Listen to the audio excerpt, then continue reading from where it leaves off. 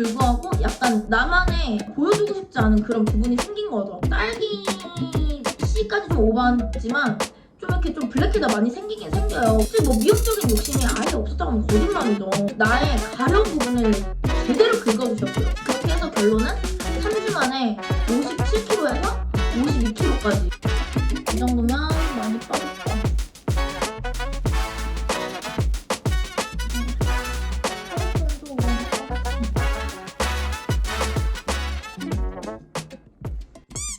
하이루! 오늘은 코 수술 4주차 3월 18일입니다. 코 재수술 마무리 영상을 찍으려고 이렇게 영상을 켰습니다. 코 수술 4주차면 약 한 달 됐죠.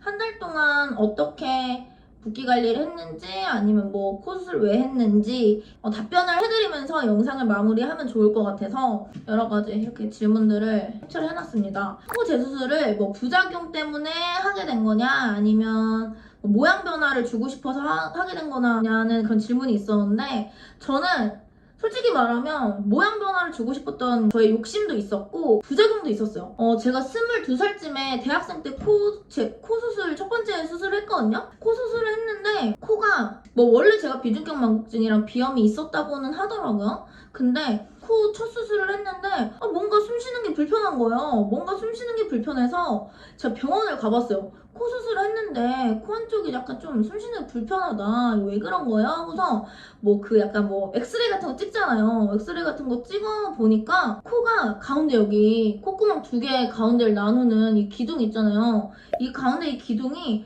코 수술을 하면서 이렇게 휜 거야. 그러니까 가운데가 이렇게 휘어가지고 콧구멍 한쪽이 여기가 콧구멍이 작아지면서 그러니까 숨을 쉬는데 불편하게 된 거죠. 콧구멍이 이렇게 좁아지니까. 그래가지고 이걸 비중격 망곡증이라고 한대요. 비중격 망곡증이 심해지면서 코 숨쉬기가 불편하신 거다. 이거는 비중격 망곡증을 교정을 하든지 이비인후과에서 교정을 하든지 코 재수술을 해서 교정을 해야 된다 하시는 거예요. 코 수술한 지 몇 개월 되지도 않았는데. 그리고 또 콧구멍이 끝에 있죠. 맨 위에 여기 끝에 여기 안쪽 끝에 코 재수술하기 얼마 전까지도 그랬는데 염증이 있던 것 같아요. 그러니까 여기 안쪽이라 제 눈에 잘 안 보였는데 코에 그 진물 냄새 나는 그 진물인지 콧물인지 모르는 그게 코 끝에 콧구멍 끝에 계속 맺혀 있었거든요. 그래서 여기에 계속 무슨 코딱지 끼는 것처럼 계속 불편하게 여기 계속 그 이물질이 계속 마르는 거예요. 그래서도 불편했다. 그리고 그 진물이 나오는 거기에 약간 우리 기분 나쁘게 그 손톱으로 살짝 긁은 것처럼 그 송송송송 피도 송송송송 나고 진짜 껍데기가 벗겨진 그 상처 아시죠? 그 상처가 여기에 있는 것 같았어요.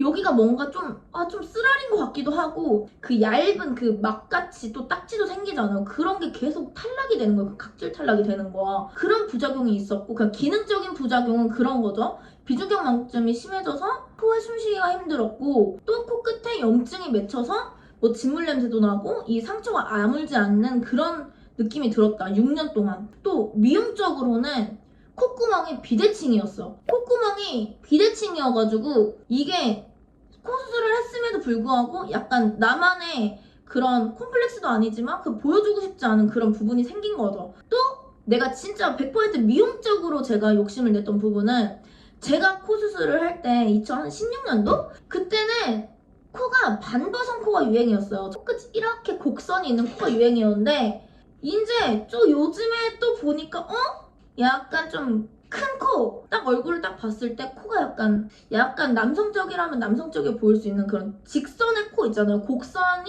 많이 살아있지 않은 직선의 선이 조금 더 뚜렷한 그런 코. 그런 코가 약간 예를 들면 그러니까 병원에 가져오는 이런 저 같은 코를 원하는 분들이 가져온 사진이 대체적으로 노제님 사진, 윈터님 사진, 뭐 신세경님은 몇 년 동안 많다고 해요. 뭐 이런 분들의 코 사진을 되게 많이 가져왔대요.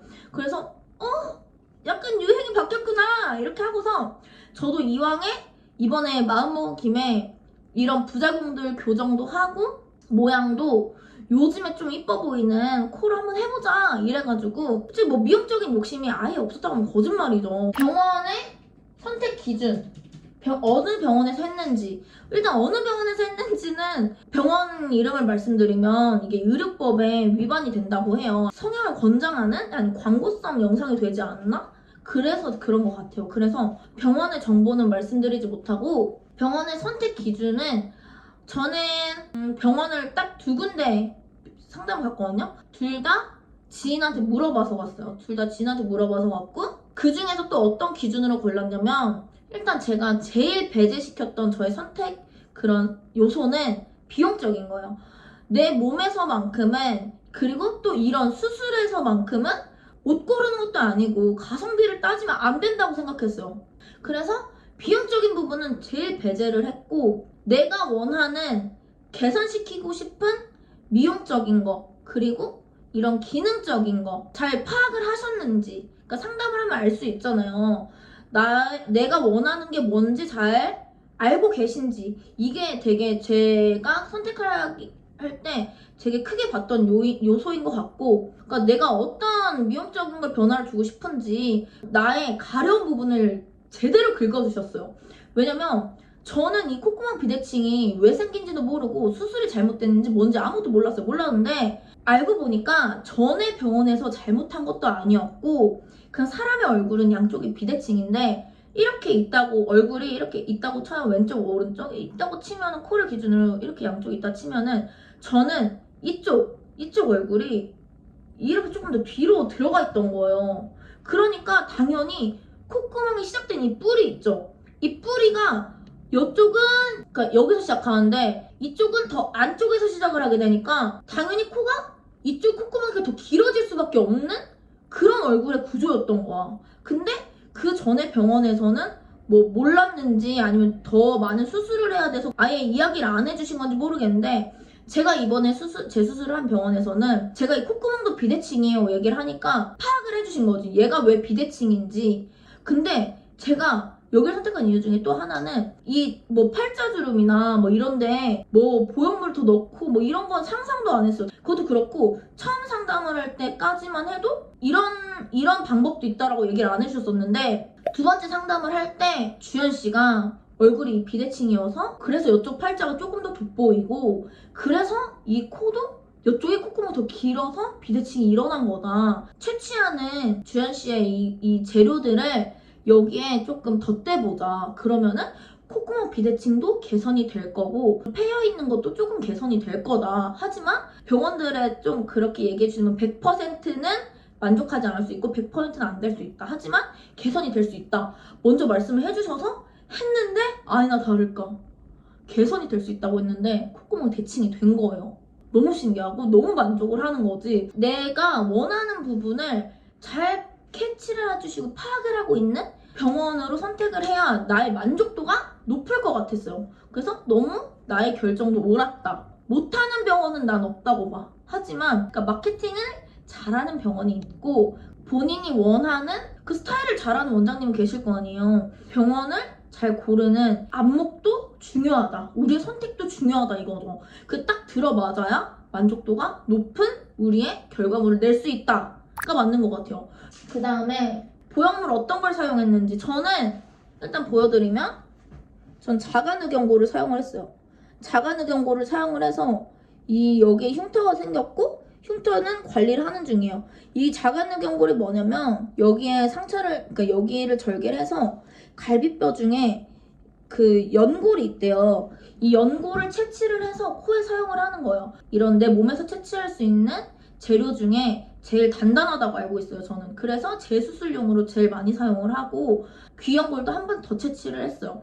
근데 이 귀연골 한 번 더 채취를 한 이유는 제가 말했던 아까 여기 채우는 거랑 그런 것 때문에 더 채취를 했던 것 같아요. 그래서 이게 모두 재수술에 이 2개 다 채취를 하는지 솔직히 잘은 모르겠고 저는 이 2부분을 채취를 해서 코 재수술을 했다. 이 누경골을 자가누경골을 사용했는지 기증누경골을 사용했는지도 물어보시는 분들이 많았는데, 일단 바로 말씀드렸다시피 전 자가누경골을 사용을 했고, 기증누경골, 자가누경골이 뭐냐면 기증누경골은 말 그대로 기증누경골이에요. 남의 몸에서 남의 갈비뼈의 이 연골을 채취를 해서 기증을, 그러니까 그 비용을 주고 수술을 하는 건데, 기증늑연골은 일단 사체에서 채취를 해요. 기증을 하신 분의 성별, 나이 이런 걸 아무것도 몰라요. 모르기 때문에 그 늑연골의 상태를 모르는 거죠. 일단 제가 자가늑연골을 선택한 이유는 일단 그 기증늑연골이라는 자체가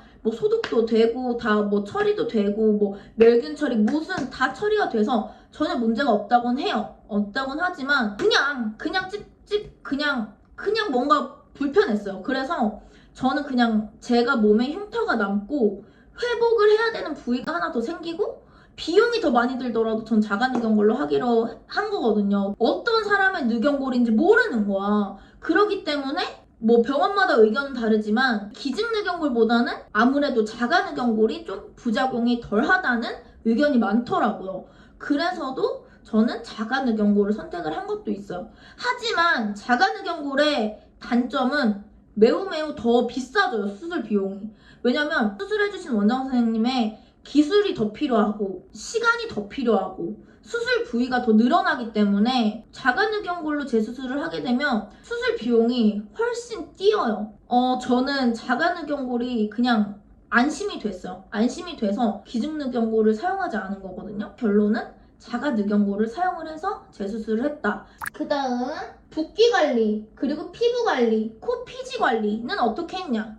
일단 피부 관리는 부목이 되고 있을 때는 진짜 얼굴에 물 많이 안 묻히고 그냥 촉촉촉촉만 해서 여기 닦을 수 있는 부분만, 그리고 얼굴 머리는 싹 둘러매고 뭐 이렇게 해가지고 몸만 안 닿게 막 샤워를 하거나 이런 식으로 해서 피부는 세안을 했고, 또 피부 관리라고 할 것도 없는 건 그냥 음식을 깨끗하게 먹고 물을 많이 먹게 되면은 피부가 그냥 자연스럽게 좋아져요. 다이어트 뭐 부종 관리도 일단 무조건 되고, 그 다음 코 피지 관리는 일단 부목을 떼면은 진짜 약간 좀 딸기 씨까지 좀 오버했지만 좀 이렇게 좀 블랙헤드가 많이 생기긴 생겨요. 그리고 끈끈이도 막 붙어 있고. 그래서 저는 그러니까 오일 종류로 솜사탕을 만지지만 솜사탕조차도 모양이 변하지 않을 정도의 살살 알죠? 그 정도로 그냥 살살 문지르면서 그러니까 피지가 그냥 녹일 수 있는 정도만 그냥 녹였다 생각하고 여기 그 피지에 많이 집착 안 했어요. 그냥 좀 시간이 지나면 내가 피부 관리를 할 수 있는 그 시기가 오면 하려고. 지금 내가 얼마나 주고 했는데. 또 붓기 관리는 제가 코 수술 전 마지막 영상 중에 진짜 코 수술 전에 마지막 폭주다 하면서 막 먹었을 때 있잖아요. 그때부터 코 수술하면서부터 식단 관리를 했어요.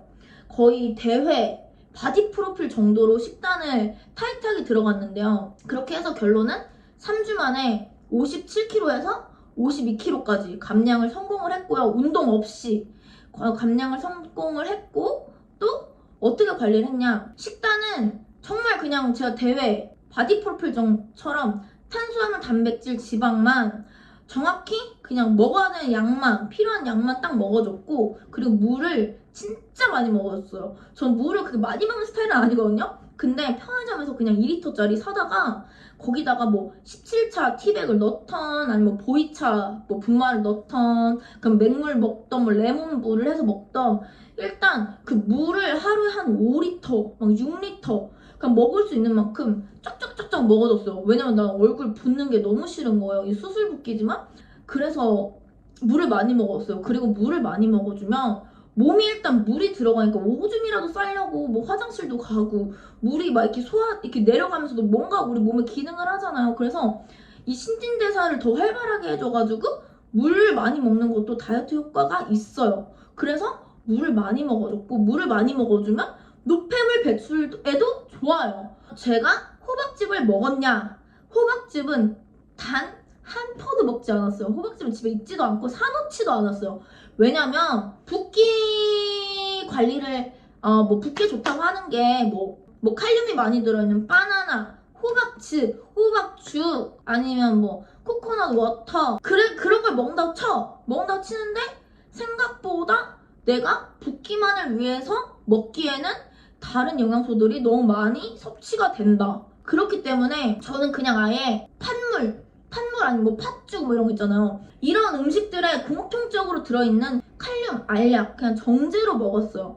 칼륨도 근데 많이 먹으면 몸에 무리가 오기 때문에 적당량만 먹어야 되거든요. 그래서 칼륨 알약을 1000ml 기준으로 하루에 2번씩 먹었어요. 그래서 칼륨은 어떤 역할을 하냐면 몸속에서 나트륨이랑 칼륨이 이 몸에 체수분 조절을 해줘요. 체수분 조절을 해주는데 우리 몸이 왜 짠 거 먹으면 붓잖아요. 붓는 이유가 삼투압 현상을 생각하시면 되는데 나트륨을 이만큼 먹었어. 그러면 이거에 대비해서 물이 이만큼이 우리 몸에 있어줘야 이 균형이 맞는 거야. 근데 이 나트륨을 배출을 시켜주려면 칼륨이 들어가줘야 돼. 칼륨과 나트륨의 비율이 맞으면 나트륨이 배출이 되고 나트륨이 어느 정도 배출이 되면 그에 맞는 이제 물 양도 있었잖아요. 근데 나트륨이 이만큼 변했어. 그럼 물도 이만큼을 줄여줄 수 있는 거죠. 그래서 이 칼륨을 적정량 섭취를 해주면 이 나트륨 양과 이 체수분 양이 조절을 할 수 있는 거예요. 그래서 저는 그냥 아예 칼륨 정제로 먹어서 붓기 관리를 했다. 집에서 사이클도 얘 때문에 많이 못 탔어요. 진짜 슬슬 타는 정도였지 막 진짜 타는 정도면 이렇게 타지도 못하고 진짜 그냥 슬슬 다니는 정도였고 사무실도 차 타고 움직였고 직장인분들은 뭐 월차 연차를 어느 정도 끌어다 써야 코 수술을 할 수 있을까요? 코에 콤플렉스가 있어서 꼭 하고 싶은데 이런 질문이 있었어요. 제가 그래서 그 루틴을 생각을 해봤거든요. 루틴을 생각을 해봤는데 금요일날 반차를 써. 금요일날 반차를 써서 오전에 출근을 했다가 오후 낮 좀 이른 시간, 점심이랑 가까운 시간에 코 수술을 해요. 코 수술을 하고 그날 이제 푹 쉬고 그 다음날 토요일 풀로 쉬고 일요일 풀로 쉬어. 그리고 월요일날 있죠. 월요일날 반차를 쓰고 이거는 뭐 오후도 상관없고 오전도 상관없는데 반차를 쓰고 병원에 가서 코에 솜을 빼요. 코에 솜을 한 2, 3일 차쯤에 빼주시거든요. 늦어도 4일 차면 빼주시는데 코솜이 그냥 겉에만 있는 것도 아니고 여기 코끝까지 거의 콧구멍 넘어가는 부분까지 이렇게 돼 있어가지고 숨이 아예 안 쉬어지거든요. 숨이 아예 안 쉬어져가지고 출근하면 너무 불편할 거예요. 마스크도 못 벗지. 물 먹으려면 마스크 벗어야 되는데 코는 막혀있지. 입은 바짝바짝 마르지. 물 마시려면 계속 마스크 벗어야지. 눈치 보이지. 너무 불편하잖아요. 그러니까 월요일 날에 반차를 써가지고 콧구멍에 솜을 빼러 가.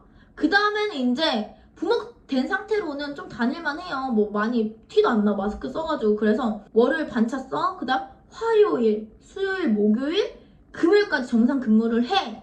그 다음에 토요일 쉴 때 부먹을 떼는 거예요.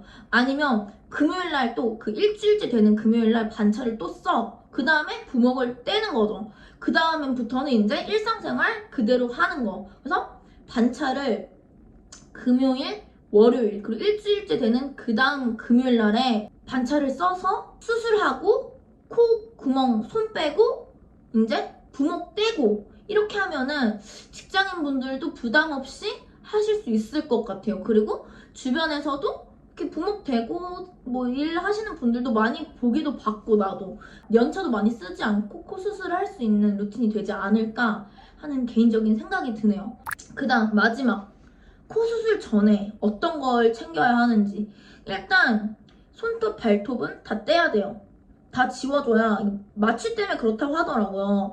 이 손톱의 이 색깔을 보고서 또 약간 이 몸 상태를 체크를 할 수 있다고 하거든요. 그러니까 전신 마취, 수면 마취 위험하잖아요. 그러니까 꼭 손톱, 발톱 이거 다 지워주시고 그 다음 우리 귀에 있는 피어싱도 빼야 된다. 귀에 있는 이 금속들도 아마 다 빼야 되는 걸로 알고 있거든요. 늦어도 하루 이틀 전에 피어싱 샵에 가서 풀러달라고 해주셔야 돼요. 저도 제 손으로 하려고 했는데 안 되더라고요. 그리고 전신 마취 아니면 수면 마취 하시는 분들은 금식 시간이 있을 거예요. 그래서 8시간 이상 금식을 해줘야 되거든요. 진짜 주량이 세신 분들 아니면 뭐 마취가 잘 안 되시는 분들은 진짜로 그 마취 중에 깨시는 분들이 있다고 해요. 그러니까 금식을 꼭 해줘야 되는데 저 같은 경우는 일부러 아침 시간으로 그 수술 시간 잡았어요. 금식 어렵잖아요. 배고픈데 8시간 넘게 참아야 되면은. 그러니까 저는 잠자는 시간 포함해서 8시간 채울 수 있도록 이렇게 제가 4주차 영상을 찍어봤는데요. 어떤가요? 저는 일단 코 재수술 너무너무 만족하고 있고 또 여기서도 붓기가 더 빠질 거기 때문에 더 기대가 됩니다. 더 자연스러워질 거예요, 여러분. 그래서 지금 이 언니 코 좀 지금 부자연스러운 것 같은데 하시더라도 조금 더 시간을 갖고 지켜봐 주세요. 점점점 자연스러워진다고 하거든요. 약간 이 콧볼 여기 콧볼 위에 좀 땡땡한 데 있잖아요. 여기가 더 빠진대요. 그리고 콧대도 조금 더 낮아진다고 해요. 코끝도 조금 내려오고. 그래서 코는 더 붓기가 빠진다고 하니까 우리 같이 시간을 갖고 한번 지켜보자고요. 저도 기대가 돼요. 하지만 지금도 이제 마음에 많이 들어요. 저 머리 염색도 그 기념을 했거든요.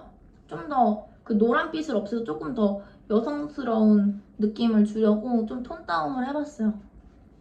그리고 다이어트도 잘 진행이 되고 있어서 너무너무 좋아요. 52kg까지 감량을 했죠. 근데 운동을 막 빡시게는 못했어가지고 엄청 막 탄력이 있지는 않아요. 엄청 탄력이 있지는 않은데 이제 운동을 해서 이 뱃살 좀 복근 라인 좀 선명하게 만들고 하면 될 것 같아요. 이 정도면 됐을까요? 4주차 영상 찍기 쉽지 않네? 아니야, 근데 재밌었어요. 안녕.